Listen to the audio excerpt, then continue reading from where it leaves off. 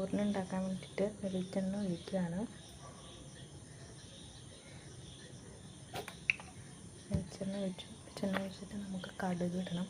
അപ്പോൾ പുതിയ വീടായതുകൊണ്ട് വലിയ സൗകര്യങ്ങളൊന്നും ഇല്ല. ഞങ്ങൾ വാടകയ്ക്കാണ് എടുക്കണം. അപ്പോൾ വലിയ സൗകര്യങ്ങളൊന്നും ഇല്ലാത്തതുകൊണ്ട് എല്ലാ സൗകര്യത്തിൽ വെച്ച് ചെയ്യുന്നതാണ്.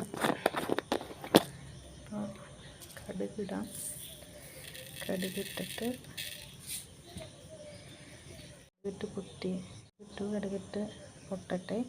കുറച്ച് കടുക് കിട്ടാൻ വേണ്ടി നമ്മൾ കടുകിട്ട് പൊട്ടി കഴിയുമ്പോൾ നമുക്കിത് കാന്താരിമുളകും ചുവന്നുള്ളിയും കൂടി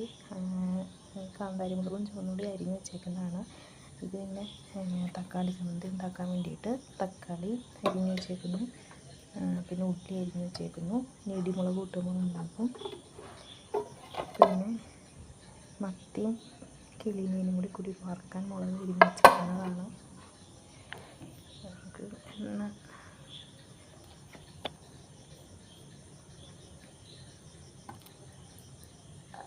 കറിവേപ്പിലിട്ടിട്ട് നമുക്ക് ഉള്ളിയും ചുവന്നുള്ളിയും കൂടി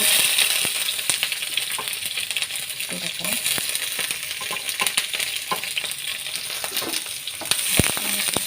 ഇളക്കി കൊടുക്കാം.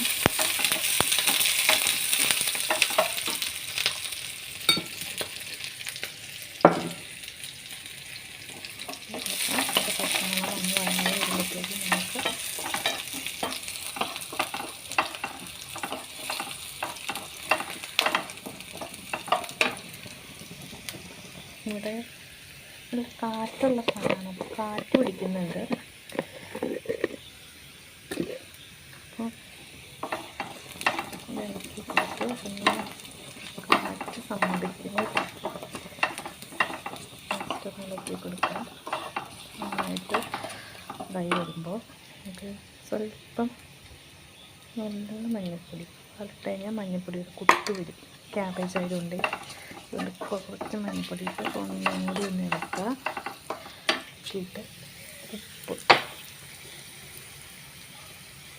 സ്വല്പം മതി. ഉപ്പും കൂടി ഇട്ടിട്ട് ഒന്നുകൂടി ഇളക്കുക.